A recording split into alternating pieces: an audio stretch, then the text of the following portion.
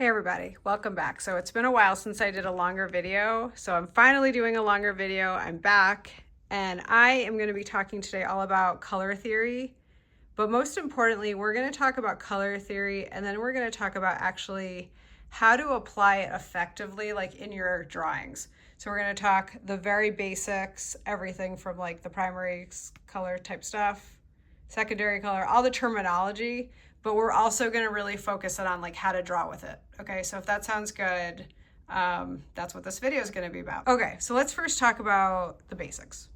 All right, so we've got our primary colors. So our primary colors are red, blue, and yellow. Now the idea of the primary colors is kind of like that these are your primary colors. This is going back to like kindergarten, right? That from your primary colors, you can mix all the other colors, right? So first you can mix your secondary colors. So let's think about mixing the secondary colors. If you mix these two together, the red and the yellow, you would get, I'm sure you know this, orange, okay, right? Orange, different oranges. If you mix your blue and your yellow, you'll get some green. And if you mix blue and red, you'll get purple. Okay, so we got past this part. So this is the part that most people get that, right? So, you know, and you can see it literally in the colors. Like you could kind of see that if you mix these together, you'd get some kind of purple. Okay, so the interesting thing though, is that there actually kind of are different blue pigmentations. So if you look at this blue versus like this blue, and this is like, you know, like right out of the package, you're gonna get different blues. You're gonna get different results, right? So if you mix this blue with yellow versus this blue with yellow, you're gonna get a different green. Okay, so that's just something to kind of keep aware of. Okay, so from there we go to analogous colors, and that are just colors that are next to each other on the color wheel. So that usually makes sense to people too, because you'll get your, you know, you can get kind of your packs, right? You get your red, orange, yellow. Those would be analogous. Or you could get, you know, green next to teal. And that makes sense to people, I think, usually. Analogous makes sense. Where things start to get interesting is complementary colors. I've talked about that in some of the other videos, but I'll talk about it again because it's so important for a number of reasons. And I'm going to talk through why. Okay, so complementary colors are basically opposite on the color wheel, and they do a couple things. So when they're next to each other, they make the colors brighter and stand out more. So like if this yellow was, instead of on a field of purple, like let's say it would be on a field of orange or like a darker yellow, it would blend more in. But because it is on the purple background, right, it lifts off and it like pops out more. So what you can do with your complementary colors, like let's say you have an orange, like an orange lamp or something, and you want it to stand out more, you can put blue around it and that will help make it stand out. And same for all of the complementary colors. So purple and yellow, orange and blue, red and green are your complementary colors. Now, when you mix them together, that's when things start to get a little more interesting. When you mix them together, it actually will tone down the color that you're mixing into. So let's say you've got yellow and you mix a little bit of purple into it. Well, now you're gonna get this. You're gonna get this softer tone. If you go overboard though, like let's say you mix it like 50-50 and you mix the entire thing, then it's gonna start to look muddy. All right, so that's the idea of complementary colors. Complementary colors are extremely important for getting more sophisticated color schemes. The other thing to know about complementary colors is that, like, let's say you want to paint something red, but you want to make it warmer, okay? So what you can do is you can kind of warm it up by using its complement. So lots of things that you can do with complementary colors that are very interesting. Okay, so now we're going to come over here. We're going to talk about some more color terminology. So I wanted to introduce the concept of tint and saturation. So if you've used things like Canva, you're probably familiar with these words, but this is what they mean. So saturation is kind of like just how saturated a color is, right? Like if it's really like, you feel like you could kind of like wring this out and it would be red, it's very highly saturated. Whereas tint is when you add white. So here you can see that this sphere has more white in it, and that just means that the tint is a little bit lighter. So you could have like the same red spheres and you would add more white. You could say that this has a lighter tint. Okay, so that's just what tint and saturation refer to. The next one is hue, and hue is just like another word for color, so that's not that exciting. Okay, so from there, we're going to talk about warm and cool colors. And this also gets very interesting, right? So your warm colors, and this is usually like makes pretty good sense to people, like warm colors are warm, right? That makes sense. Cool colors, like that's obviously cool. That's obviously warm. But things can get kind of interesting when you get into other colors. Like, let's say you're looking at these, you know, we would probably both all say that these are green. This is kind of bluish green, but it's, you know, it's got a few different colors in it. These are warm and these are cool. Now, what makes them warm or cool is sort of the question. So this is a green, but it has a little bit more blue in it. And then this is a green, but it has a little bit more yellow. And so that's what will make something more warm or cool. And if you've ever gotten something matted, this is one of those like references that some people will get and some people won't, and I'll show you this with this image here, is that different whites have different levels of being either warm or cool. And so this I would say is like a cooler white here, but sometimes people, you know, you'll go to get something matted and they'll show you a bunch of different whites. And some whites that are warmer have a little bit more like, they have a little more yellow in them. They're like, have a little bit of a cream color to them. So this is just the idea of warm and cool. And again, it gets kind of interesting when you're looking at colors like this.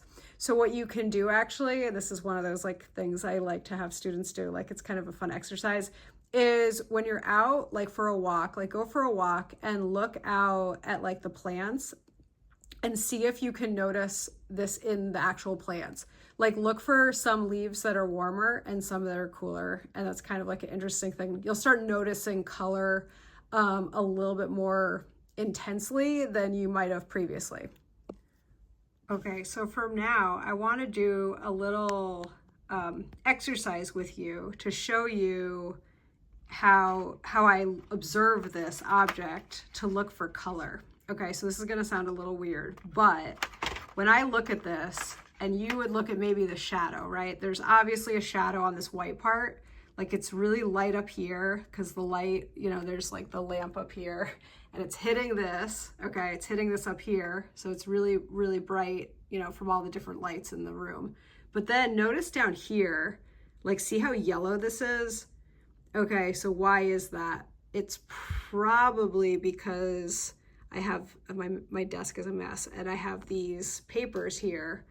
And so what you kind of start to notice is that even in the shadow, like, so somebody who is not as well versed in like color and drawing might look at this and just say, okay, this is all gray, and draw everything gray. But once you kind of like hone your ability to see very carefully, you'll look at this and you'll notice that there's actually a little bit of purpliness in here. There's definitely yellow here. Up on here, there's sort of, you know, like this is really red, but this has a little bit of orangey yellow in it. This is a little bit more pink. Okay, so this is what I mean by your observational skills. Like when you're learning to draw, you really are learning to see, and you're gonna just improve your visual skills by looking, you know, and even in here, right? So there's all these different greens. There's like this dark green in here, this lighter green in there. You know, so whenever I'm drawing, I'm trying to observe all those different kinds of subtleties. In here, there's like a warmer green in there. I don't know if you can see that, but it's kind of interesting. Okay, so when it comes to actual drawing and using color, it's very rare that I just use like, say, only white and gray, but I'm actually mixing a lot of colors together to make the most interesting drawing. And that's how you get these kinds of effects like this. So it's lots of color mixing all together. So for here, like this is light, this is like area in here, there's definitely a highlight in here. And I'm using like this light yellow, right? So those are some of the things that I want you to kind of like look at and look for with your drawings. And you can take your lighter pencils and actually just sort of like mix it into the darker colored pencil that you already have on here. And that will start to make it look, you know, a little bit better. The slower you go, like, so if you watch people who are like, you know, they have like super patience for this, and they sit, so if you want to get those really nice effects that are like really extremely well blended, you have to slow down. So I'm just showing you this quickly, but you know, that's just something to keep in mind. Like if you've seen effects from the colored pencil where you're like, oh, that looks really nice, it's that they're going really, really slow. And I don't think you want to watch me do that because it'll be kind of boring. But even just really quickly, you can start to get a good amount of nice dimensionality. I think I said that right, in the stem, right? It's starting to look more 3D. Okay, so now I'm gonna add some pink into this area and see if that does what I'm hoping it will do. Like some pinks and oranges, I think would look really nice in here and would actually pick up what's happening. So kind of like add some of that, and then you can do a lot of mixing even with your colored pencils. So that's sometimes how people don't like really realize that with colored pencils. Like you don't just pick a color and just like stick to the entire color. Like you're not gonna just make this entire thing red. You're gonna do a lot of mixing with your colors. It'll look so much better when you do that. And then this area here is kind of interesting because it's that shadow. So again, like, it's not like I'm just gonna use gray for that. What I'm actually gonna start with is some purple. So this is one of those things where, you know, years ago when I was teaching, I would try to have students notice like shadows, that shadows have colors in them. And it was hard for like a lot of students, like they would just be like, I don't know what you're talking about. But so, you know, this is like, yes, this is definitely not as purpley as I've made it. I'm going to add some blue to it, but you know, it's better than just adding gray. Like it's going to be really boring if you only use gray for shadows. So you can make your grays actually by like adding lots of colors together. So maybe I'll add from here, oops. Like, let's see if we can like tone this down a bit. Yeah, that's kind of ugly, but.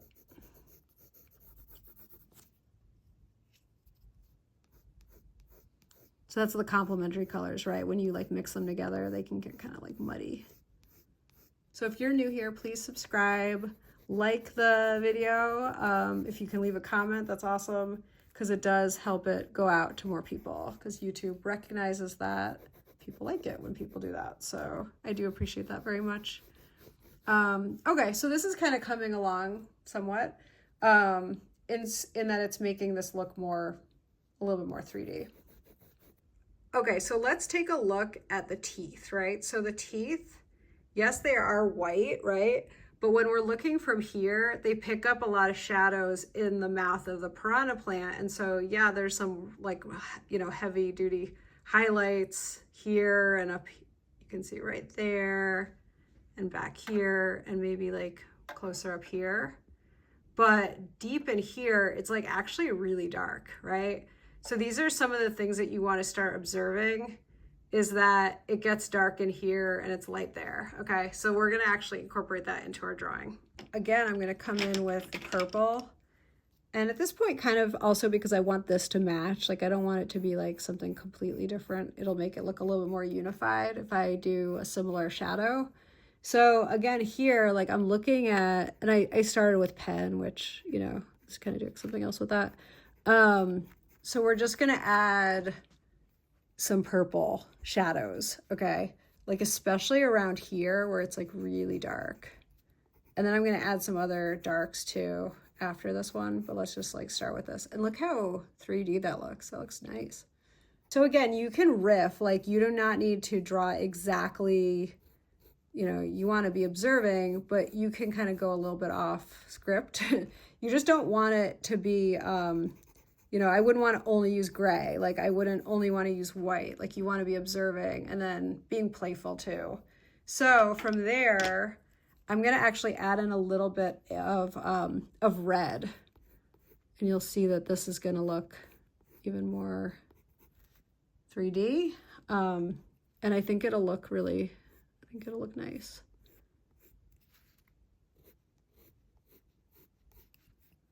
And then of course the tongue I need to still work on more, but the tongue is like a dark, it's like a dark red, whoops, dark red and pink. I'll have to come back and fix that later, but that's okay. So this is the general idea of how I start to like shape, you know, a drawing that's with colored pencil when I'm using this idea of color theory, which again, like, don't be intimidated by just because it says theory. It's just like the idea of it is just that it's how colors interact. Like that's how I always describe it. And there were people that, Josef Albers, he's one of the big ones, you know, it was in the 1900s, they were looking a lot at like this idea of sort of like color experiments, kind of like bridging like science and art and looking at how colors interact with each other. The Bauhaus artists, so that was like the 1920s to 30s, around there, like kind of like before the war, World War II, they ended up moving from Germany. They closed the Bauhaus in Germany. They moved to the US. There's a little bit of art history there. But they were the ones that were the group of Bauhaus artists, but most notably Josef Albers. They were the ones that were really focused on all of these ideas. So if you're interested in color and you want to learn more about this topic, he's a good person to look up. Very interesting, beautiful work. And you'll probably recognize it. You probably have seen it. You might not have known, you know, his name or something, but you've probably seen his work. Okay, so let's get into these deep crevices and shape this tongue, because the tongue is not flat also. So we want to make sure that the tongue has the right shape and shading too. So I am always trying to like look for these kinds of things, right? Like I try not to ignore, you want to really look at like what's happening in the drawing. Now it gets really dark back here, like even darker, but I don't want to introduce blue, I don't think, because I think it'll start to look a little weird, but maybe we'll see. So let's try this color. So a lot of it's like experimenting. Like I try a color and I see if it, you know, if it does what I want it to do. And if it's deep enough, because sometimes you can't really tell until you just do it.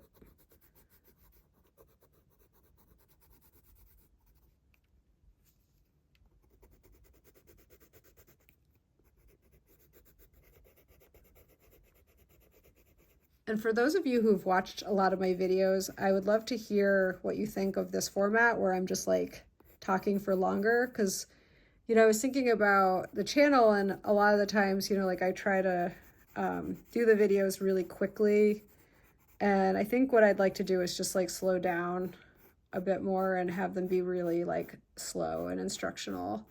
But, you know, for people who have been watching my channel for a while, I'd love to hear what you think of this format, and just, you know, it being a little bit slower, where you can really see how a drawing goes from beginning to end. So something that, again, if you've watched my videos before, you've heard me talk a lot about is like direction of line. So I'm always really conscious of like direction. So that means like, you can kind of see here, this is like this idea of direction of line here. Like not just going in really random directions. So keep that in mind too. Okay, so earlier I had done this in different videos just to kind of show this idea of direction of line. Probably gonna end up going over most of this, but I think we'll leave it here. I hope you enjoyed the video. Thank you so much for watching, and I will see you soon.